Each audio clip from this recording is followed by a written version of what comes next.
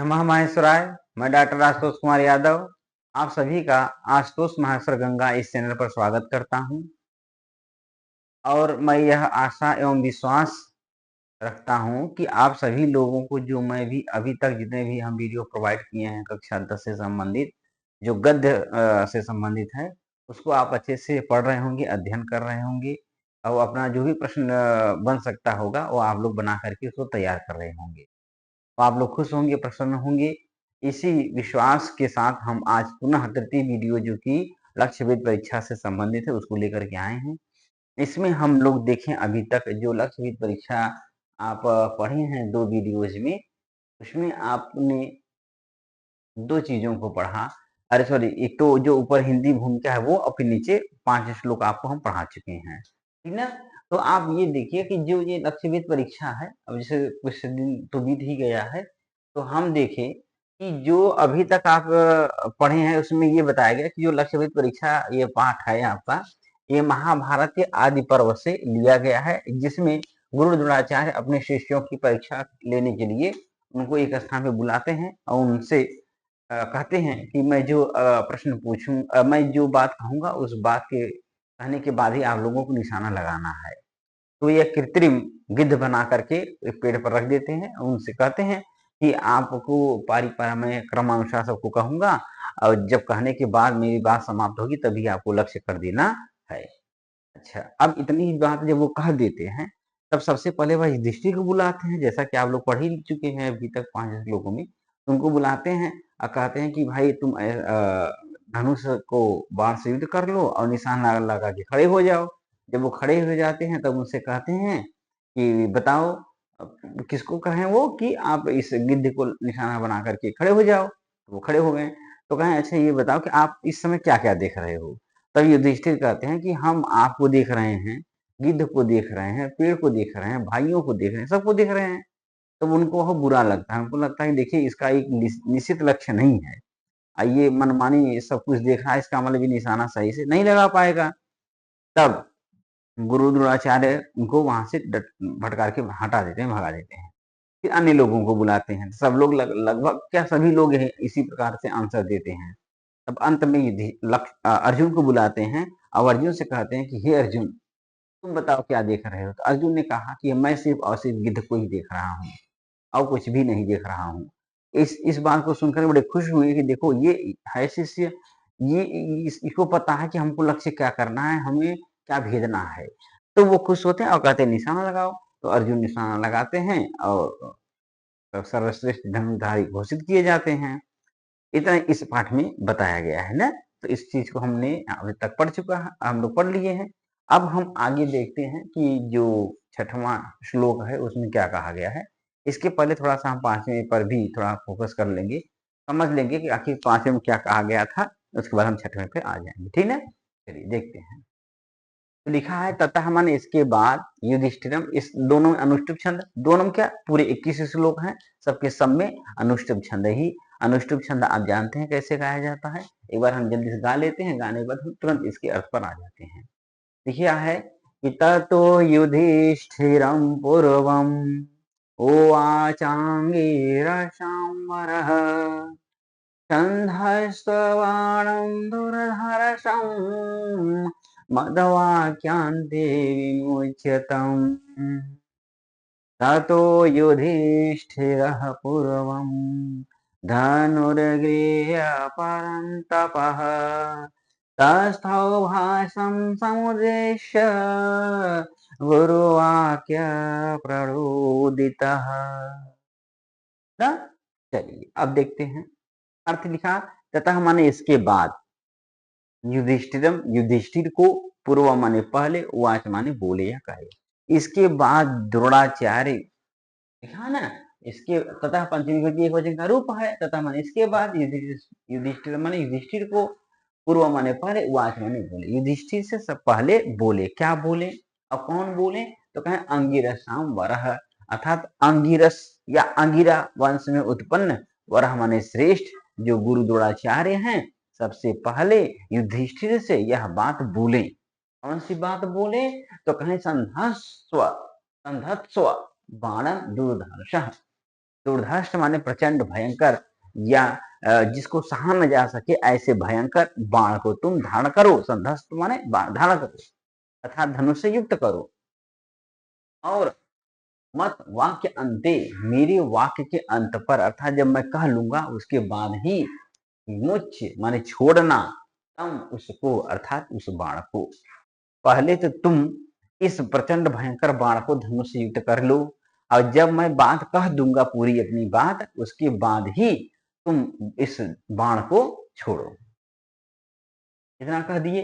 फिर अब देखिए छठे में क्या कहा, ततः माने इसके बाद, युधिष्ठिर माने युधिष्ठिर, पूर्व माने पहले, धनुर्गृह माने धनुष को ग्रहण करते हैं, धनुष को लेते हैं। कौन? तो परंतपः, परंतपः में दो शब्द है, एक पर है एक तप है। पर माने शत्रुओं को, शत्रुओं को पीड़ित करने वाले, शत्रुओं को दुख देने वाले ऐसे युधिष्ठिर सबसे पहले धनुष को लेकर के धनुष को लेते हैं। फिर आसम समुद्देश्य, गिद्ध को लक्ष्य करके तस्थ माने खड़े हो जाते हैं। जब उनके गुरुजी ने कहा कि भाई जाओ बाण को धनुष से युक्त करो, ठीक है, वो कहें अच्छा, फिर कहें कि जब मैं कह दूंगा उसके बाद ही तुमको बाण छोड़ना है। इतना जैसे ही वह कह दिए, तो ऐसे एक वाक्य यहाँ लिखा है कि गुरु वाक्य पर माने गुरु के कहने से प्रेरित हुए। कौन? युधिष्ठिर। तो ये बात आप पहले कह दीजिएगा कि गुरु के कहने से प्रेरित हुए, परंतपः अर्थात शत्रुओं को पीड़ित करने वाले युधिष्ठिर माने युधिष्ठिर। मतलब सबसे पहले ये बात हम बोलेंगे, फिर ये बात बोलेंगे, फिर ये बात बोलेंगे। अर्थात गुरु के कहने से प्रेरित होकर के परंतपः माने शत्रुओं को पीड़ित करने वाले युधिष्ठिर, इसके बाद धनुष को ग्रहण करके लेकर के, ठीक ना, पहले पहले धनुष को लेकर के हास में गिद्ध को लक्ष्य करके तस्थ माने खड़े हो जाते हैं। बात क्लियर ना? ऐसे ही अगर हम अर्थ निकालेंगे तो अर्थ निकल जाएगा। माने पहले इसको हम बोल दें, फिर इसको बोल दें, फिर इसको बोल दें, फिर इसको बोल दें, ये चौथा बोल दीजिए, ये पांचवा बोल दीजिए, 6, 7, 8 इस तरह से हम बोलेंगे। तथा हमारे इसके बाद इसको सबसे पहले अगर देखा जाए तो इसको बोला जाएगा, एक हो जाएगा, ये दो हो जाएगा। माने इसके बाद गुरु के वाक से प्रेरित होकर के शत्रुओं को पीड़ित करने वाले युधिष्ठिर पहले धनुष को लेकर के गिद्ध को लक्ष्य करके तस्थ माने खड़े हो जाते हैं। ये आपका अन्वय बन जाएगा। इसी को अन्वय कहा जाता है। अन्वय मतलब ये होता है कि जो श्लोक कहा गया है ऊपर नीचे, अच्छा ऊपर नीचे यह श्लोक क्यों कहा जाता है? इसका कारण ये है कि उनको छंद बनाना होता है। अब अनुष्टुप छंद बनाना है। अनुष्टुप छंद का एक नियम होता है कि प्रत्येक चरण में छठवां वर्ड गुरु होगा, पांचवां लघु होगा। अगर जो हम बताएं क्रम अगर उससे लिखेंगे तो वह छंद नहीं बन पाएगा, इसलिए शब्दों को ऊपर नीचे आगे पीछे लिख दिया जाता है। लेकिन जब अर्थ निकालना होता है तब उसको एक क्रम से रख करके तब अर्थ निकाला जाता है। अन्वय मतलब यही है, श्लोक के पदों को क्रमानुसार रखना, जिससे हम पूरा सही से वाक्य निकाल सके। ये हो जाता है आपका छठवां श्लोक। अब जब हम 7वें श्लोक पर आते हैं तो देखिए यहाँ क्या लिखा हुआ है।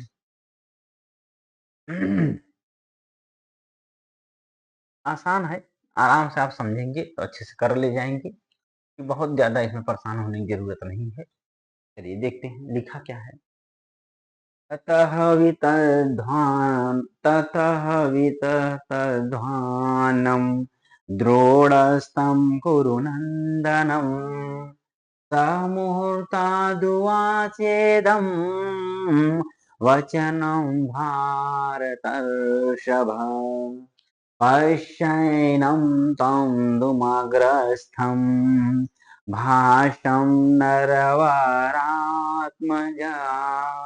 पश्यामि त्वमाचार्यम् प्रत्युवाच युधिष्ठिरः च मुहूर्तादिव पुनर्द्रोणस्तं प्रत्यभाषत। नहीं गड़बड़ हो गया, 8 यहाँ होगा ना। च मुहूर्तादिव द्रोणस्तं प्रत्यभाषत अथ वृक्षमिमं मां वा भ्रातॄनवापि प्रपश्यसि। ठीक इस तरह से हम इस श्लोक को अच्छे से गा सकते हैं। 2-3 बार आप गाएंगे तो आपको याद भी हो जाएगा और बहुत जरूरी होता है। याद अगर श्लोक है तो बड़ी अच्छी बात है, उससे आप अन्वय भी बना लेंगे, हिंदी अर्थ भी निकाल लेंगे, हर एक चीज बता सकते हैं। चलिए देखते हैं। तथा माने इसके बाद, जब वह धनुष लेकर के खड़े हो जाते हैं उसके बाद। अब यहाँ वितधन्वानम द्रोणस्थम कुरुनंदनम भातर्षभम वचनम मुहूर्तात् उवाच इदम ना। अब सबको अलग अलग समझेंगे। देखिए सबसे पहले ये जो वाक्य है भारतर्षभ, ये संबोधन वाक्य है। सबसे पहले हम इसको बोल देंगे पहले नंबर पर कि हे भारत वंश में उत्पन्न श्रेष्ठ। हाँ, इसको अलग करेंगे, 2 पद से मिलकर बना है। एक है भारत और दूसरा है ऋषभ। ऋषभ का अर्थ होता है श्रेष्ठ और भारत हो जाएगा भरत वंश। भरत के वंश में पूरा वाक्य कैसे निकलेगा, अर्थ निकालेंगे कि भरत के वंश में उत्पन्न श्रेष्ठ जो द्रोणाचार्य हैं, ठीक है, उनके लिए है कि भारत सभा अर्थात भरत वंश में उत्पन्न श्रेष्ठ द्रोणाचार्य के बाद फिर यहाँ कह रहे हैं बीतत धनवानम कुरुनंदनम, ये विशेषण है। तो अगर इसको हम दूसरा नंबर लिख दें, इसको तीसरा नंबर लिख दें, ठीक है, तो हो जाएगा यहाँ से कि भरत वंश में उत्पन्न होने वाले श्रेष्ठ द्रोणाचार्य कुरुनंदनम माने कुरुवंश। कुरुवंशीय कौन है, तो युधिष्ठिर है।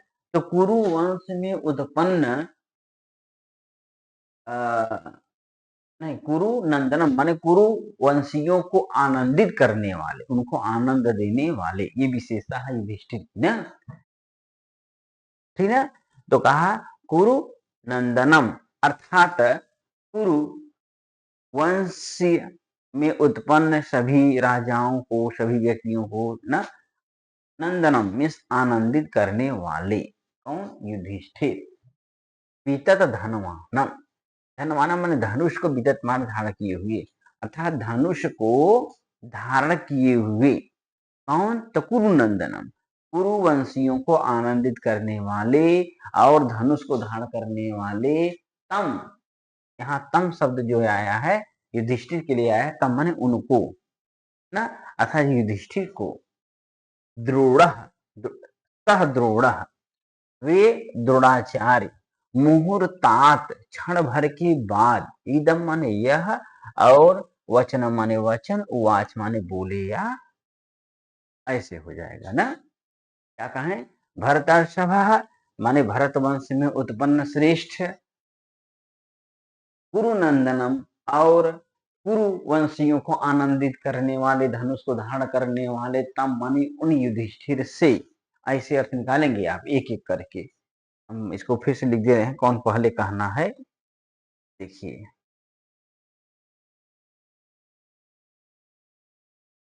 एक एक चीज करेंगे तो आराम से आसानी से आप निकाल लेंगे। आप पहले आप ये बोल दीजिए, पहला नंबर ये हो गया, ठीक है, अर्थात हे भरत वंश में उत्पन्न श्रेष्ठ। फिर आगे हो जाएगा दूसरा नंबर ये कुरु वंशीय राजाओं को या कुरुवंशियों को आनंदित करने वाले। फिर यहाँ हो जाएगा तीसरा नंबर वितत धनवानम, और धनवानम माने धनुष को, वितत माने धारण किए हुए, धनुष को साधे हुए, धनुष को निशाना लगाए हुए, माने वैसे सीधा करिए कि वितत धनवानम धनुष को धारण किए हुए या धनुष पर बाण चढ़ाए हुए, ऐसे। तम माने उन युधिष्ठिर से, सह माने वे, द्रोण द्रोणाचार्य, मुहूर्तात क्षण भर के बाद, इदम यह, वचनम वचन माने वाणी या कथन या बात, वाच माने बोले या कहे। 10-10 शब्द हैं सब में लगभग। ततः तो बार बार आ रहा है, ततः माने इसके बाद ना, ऐसे अर्थ आप निकाल लेंगे। तथा माने इसके बाद जब युधिष्ठिर धनुष को बाण से युद्ध करके धारण करके खड़े हो जाते हैं, उसके बाद भरत वंश में उत्पन्न श्रेष्ठ कुरु वंशियों को आनंदित करने वाले और धनुष को धारण करने वाले तब माने उन युधिष्ठिर से दृढ़ सह दृढ़ वे द्रोणाचार्य इदम वचनम, अच्छा मुहूर्ता मुहूर्ता ने क्षण भर के बाद, कुछ समय के बाद इदम वचनम उवाच, यह वचन बोले या यह कथन कहें, यह बात कहें। क्या कहें? नीचे आइए। कहा पश्येनं त्वं द्रुमाग्रस्थं हासं नरवरात्मज पश्यामि इत्येवाचार्यं प्रत्युवाच युधिष्ठिरः पश्यामीत्येवमाचार्यम् प्रत्युवाच युधिष्ठिरः। ऐसे बोलेंगे आप। तो अब इसमें देखिए, जब ये कह दिए कि ये का मतलब कहें कि कुछ समय के बाद यह बात बोले, क्या बोले हैं उसको देखना है। पश्य येनम त्वम द्रुम अग्र स्थम, यहां हो जाएगा दीर्घ संधि है, द्रुम प्लस अग्र, स्थम माने स्थित, भासम माने भास को, नर वरात्मज युधिष्ठिर प्रति उवाच आचार्यम पश्यामि इति एवं, ना ऐसे ऐसे करके है। तो ये लाइन किसकी है? द्रोणाचार्य की है, जो वो कहते हैं। और ये लाइन किसकी है? युधिष्ठिर की है, जो द्रोणाचार्य के प्रश्न के उत्तर में आंसर दे रहे हैं, उत्तर दे रहे हैं। पहले पहली लाइन समझिए। नरात्मज, ये विशेषता है युधिष्ठिर की कि हे नरवरात्मज माने नर माने पुरुषों में, मनुष्यों में, पुरुषों में श्रेष्ठ है, पुरुषों में श्रेष्ठ, ये अर्थ निकलता है इससे। करें पुरुषों में श्रेष्ठ, हे पुरुषों में श्रेष्ठ युधिष्ठिर, तुम माने तुम, द्रुम माने होता है वृक्ष, द्रुम माने वृक्ष और अग्र ऐसे है, द्रुम प्लस अग्र और प्लस हम। द्रुम माने वृक्ष के, अग्र माने अग्रभाग पर, अर्थात जो डाली है उस डाली के अग्रभाग पर, ऊंचे शिखर पर, थमन स्थित, भाषा माने गिद्ध को, पश्य देखो, लोट लकार मध्यम पुरुष एक वचन, तुम देखो, एनम माने इस, ऐसे एक एक अर्थ शब्द लिखिए। यहाँ पहले ये कहेंगे, पहला नंबर ये कि हे पुरुषों में श्रेष्ठ युधिष्ठिर, पूरा अर्थ निकल गया। तो माने तुम, द्रुम माने वृक्ष के, अग्र माने शिखरी ऊपर शिखर पर, माने स्थित, एनम रिद्धि संधि है, अलग करेंगे, एनम माने इस, हासम माने गिद्ध को, पश्य माने देखो। यहाँ तक इस तरह से हम इसका अर्थ निकाल लेंगे। पहले वो बोल देंगे, इसलिए हम 1 2 3 4 लिख दे रहे हैं, इसे आप समझ लेंगे किसको पहले बोल देना है। नर वर आत्मज माने मनुष्यों में श्रेष्ठ, पुरुषों में श्रेष्ठ हे युधिष्ठिर। फिर क्या कहें? तुम माने तुम, वृक्ष के अग्रभाग पर, शिखर पर, पूरी टहनी पर, माने स्थित, ये न माने इस, भाषा माने गिद्ध को, पश्य माने देखो। इतना बात कह दिए कौन? द्रोणाचार्य। अब नीचे देखिए क्या कहा जा रहा है। पश्यामि इति एवं आचार्यम प्रति उवाच, ये एक शब्द है। प्रति उवाच माने उत्तर देना, प्रति उवाच माने उत्तर देना, इसका अर्थ हो जाएगा उत्तर दिए या कहें। युधिष्ठिर माने युधिष्ठिर। तो अब यहाँ ये वाला पहले कह दीजिए कि यहाँ के यहाँ तक पहुंचे थे, 9 पहुंचे थे ना, अरे 8, अब 9वां नंबर ये आपको बोलना है कि जब वो कहें कि तुम देखो, तब युधिष्ठिर प्रतिवाच माने उत्तर दिए, 9 के बाद 10 हो जाएगा, उत्तर दिए क्या? कि पश्यामि इति, ऐसा ना, एवं आचार्य, आचार्य द्रोणाचार्य से, आचार्य माने क्या हो जाएगा? द्रोणाचार्य से, युधिष्ठिर माने युधिष्ठिर, पश्यामि माने देख रहा हूं, एवं इस प्रकार का उत्तर माने उत्तर, प्रत्युवाच माने उत्तर दिए या बोले। तो नीचे वाला फिर से आप कहाँ कहाँ क्या क्या बोलना है पहले इसको देख लेते हैं। देखिए ऊपर आठ तक हो गया है, अब नीचे आते हैं। तो 9वां में आप क्या कहेंगे, पहले ये कहेंगे कि युधिष्ठिर, ये 9वां हो जाएगा, युधिष्ठिर पश्याम इति एवं आचार्य, आचार्य से, ये 10 कह देंगे, इसको कहेंगे 10। युधिष्ठिर आचार्य से बोले, अपने से कह देंगे, बोले क्या, पश्यामि इति एवं माने पश्याम माने देख रहा हूं, तो इसको हम 11वां नंबर कह देंगे, पूरा हो जाएगा। पश्यामि इति माने देख रहा हूं ऐसा, प्रतिवाच में उत्तर दिए। ठीक, एकदम आसान हो गया ना। ऐसे ही आसानी से हम इसका अर्थ निकाल लेंगे, तो बन जाएगा पश्येनम त्वं द्रुमाग्रस्तम भासम निर्वरात्मत पश्यामि इति एवं आचार्य प्रत्युवाच युधिष्ठिरः। अर्थात जब ये युधिष्ठिर खड़े हो जाते हैं, तब द्रोणाचार्य कुछ क्षण के रहे, मुहूर्तांत मैंने कुछ क्षण के बाद क्या कहें, यह मनुष्यों में श्रेष्ठ, पुरुषों में श्रेष्ठ युधिष्ठिर, तुम वृक्ष के अग्रभाग पर स्थित इस गिद्ध को देखो। इतना जब कह दिए, उसके बाद युधिष्ठिर आचार्य मिस द्रोणाचार्य से कहते हैं, अपने कदम कहते हैं क्या, पश्यामि इति एवं माने मैं देख रहा हूं ऐसा, प्रत्युवाच में उत्तर देते हैं, कहते हैं। चलिए अगला श्लोक देख लेते हैं। 9वां श्लोक देखिए क्या कहता है, तो थोड़ा ऊपर कर देते हैं।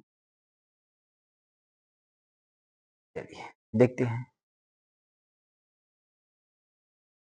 आसान है, आराम से हम इसको पढ़ सकते हैं, कोई दिक्कत नहीं। लिखा क्या है देखिए, 8वां है, पश्येनम त्वं द्रुमग्रस्थम। अच्छा ये तो 7वें ही श्लोक का हो गया। अच्छा 8वां श्लोक यहाँ तक है ना, सॉरी।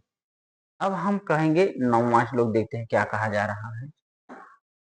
यहाँ है सह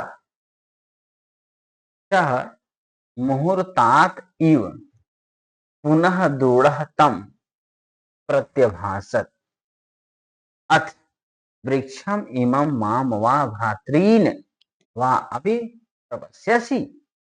जब इतना युधिष्ठिर कह दिए कि हाँ गुरुजी मैं देख रहा हूं, जैसे उन्होंने कहा कि तुम देखो, इन्होंने कहा कि हाँ मैं देख रहा हूं। जब इतना युधिष्ठिर कह लिए, इसके बाद सह माने वह माने कौन, द्रोण में द्रोणाचार्य, पुनः माने फिर, मुहूर्ताद माने कुछ क्षण के बाद, मुहूर्तात इव कुछ समय के बाद, तब माने उनसे अथा युधिष्ठिर से, प्रत्यभाषत माने बोले। ठीक है, तो यहां फिर से आप शुरू करेंगे, कहां से है कि पहले ये कह दिए, पहला नंबर ये मुहूर्तात माने कुछ समय के बाद, फिर ये कह दीजिए वे, दृढ़ माने द्रोणाचार्य, पुनः माने फिर से ना, या ऐसे कर दीजिए, पहले इसको कर दीजिए, इसको पहले कर दीजिए, ये पहला कर दीजिए,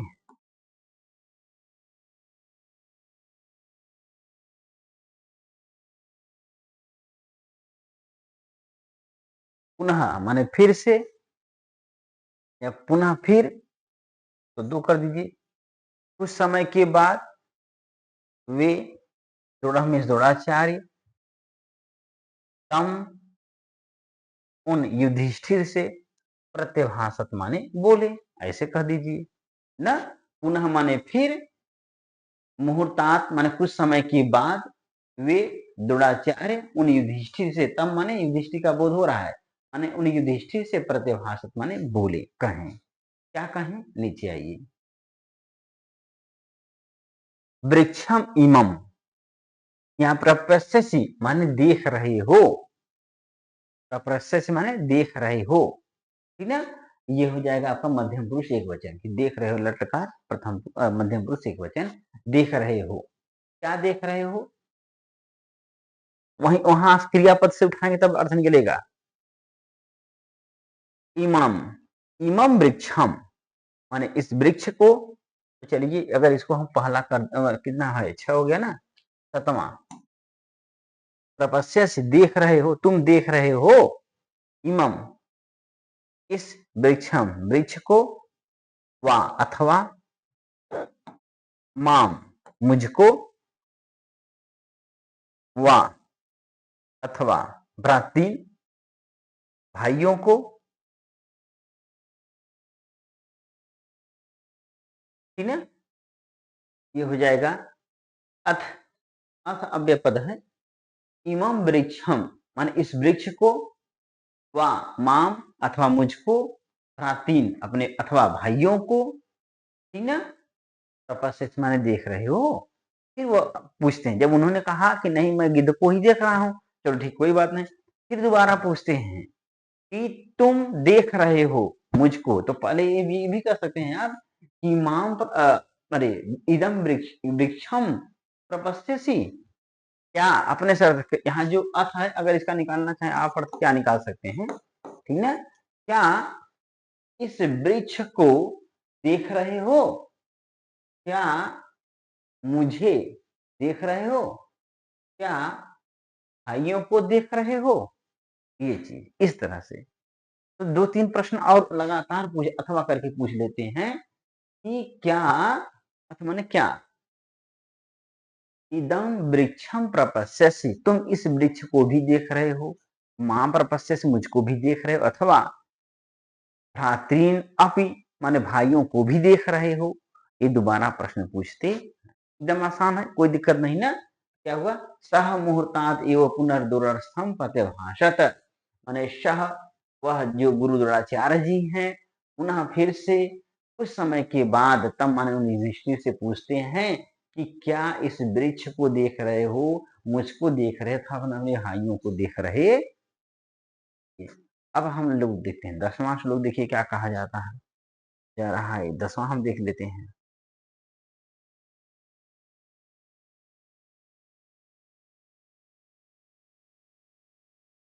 चलिए 10वां में देखते हैं क्या दिया है। कहा तमुवाच स कौन्तेय पश्याम्येनं वनस्पति भवन्तं च तथा भ्रातॄन् भासं चेति पुनः पुनः न। देखिए क्या कहा, तम उवाच सः कौन्तेय पश्यामि एनं वनस्पतिम् भवन्तं च तथा भ्रातॄन् भासं चेति पुनः पुनः। अब यहाँ युधिष्ठिर आंसर दे रहे हैं, उत्तर दे रहे हैं। क्या कह रहे हैं कि सह माने वे, कौन्तेय माने कुंती के पुत्र अर्थात युधिष्ठिर, तम माने उनसे अर्थात गुरु द्रोणाचार्य से, उवाच माने बोले या कहे, पश्यामि माने देख रहा हूं। अब अपने से अर्थ निकल जाएगा, मैं देख रहा हूं ये न माने इस वनस्पति माने वृक्ष को। ठीक है, तो ऐसे निकाल देंगे। पहला नंबर ये बोल देंगे, सह माने वह, कौन्तेय माने युधिष्ठिर, यहाँ 2 हो जाएगा।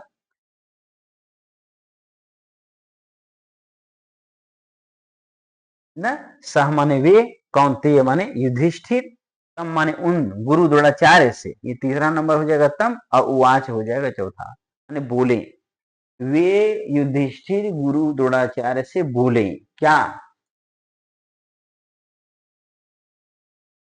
ये न माने इस वनस्पति माने वृक्ष को, पश्यामी माने देख रहा हूं। ठीक है, कि मैं अपने से वो साइलेंट है कि मैं वनस्पति पश्यामी इनम इस वृक्ष को देख रहा हूं। कौन बोले, सह कौन्ते वह युधिष्ठिर, किससे बोले, माने उन द्रोणाचार्य से, उवाच माने बोले। 3 प्रश्न बनता है, कौन बोला, किससे बोला, क्या बोला। कौन बोले? तो सह कौन्तेय अर्थात वे कुंती के पुत्र युधिष्ठिर तम उवाच उनसे अर्थात द्रोणाचार्य से उवाच माने बोले या कहे, क्या कहे? पश्यामि एनम वनस्पति, मैं इस वृक्ष को देख रहा हूं। और क्या बोले? भवंतम च, और आपको भी देख रहा हूं, तथा भातृन, और भाइयों को भी देख रहा हूं, भासम चेती, और भाषा माने गिद्ध को भी देख रहा हूं। पुनः पुनः ऐसा बार बार कहते हैं कि मैं आपको देख रहा हूं, वनस्पति को देख रहा हूं, भाइयों को देख रहा हूं, अन्य राजकुमारों को भी देख रहा हूं, ऐसा वह कहते हैं। पुनः पुनः माने अलग अलग बार बार कहते। इदम आसान हो गया ना। चलिए देख लीजिए। तम उवाच स कौन्तेयं पश्यामि एनं वनस्पतिं भ्रामन्तं च तथा भातॄन् भासं चेति पुनः पुनः। अर्थात वह कौन्तेय युधिष्ठिर उन तम माने उन द्रोणाचार्य जी से उवाच माने बोले कि पश्याम एनम वनस्पति, मैं इस वृक्ष को देख रहा हूँ, भाइयों को देख रहा, अरे भवंतम मीन्स आपको देख रहा हूँ, भाइयों को देख रहा हूँ, गिद्ध को देख रहा हूँ। इस प्रकार से वह पुनः पुनः बार बार कहते। बात क्लियर है? चलिए, तो आज इतना ही जो आपका 5 से लेकर के 6 से लेकर 10 तक जो आपको श्लोक बताया गया, इतना ही इस वीडियो में हम बताएंगे। अब नेक्स्ट वीडियो में हम आपको 11 से लेकर के 15 श्लोक तक बताएंगे, उसके बाद 21 श्लोक समाप्त कर देंगे, ठीक है। तो चलिए आज इतना ही। तो इसको आप अच्छे से अध्ययन करिए, पढ़िए, समझिए, जानिए। अगर कोई दिक्कत हो तो कमेंट्स में जरूर लिखा करिए। और अगर वीडियो आपको अच्छा लग रहा हो तो अपने मित्रों, भाइयों, दोस्तों को जरूर शेयर किया करिए, जिससे कि वो भी इसका लाभ उठा सकें, क्योंकि आपका 2 महीने बाद एग्जाम आने वाला है। तो अभी से अगर आप अध्ययन करते हैं, क्योंकि फरवरी में डेट आ ही गया है, तो इसलिए भैया आप अच्छे से अध्ययन अभी से करिए, तो ज्यादा बेटर होगा, ज्यादा अच्छा होगा, ठीक है। चलिए आज के लिए बस इतना ही। नमः माहेश्वराय।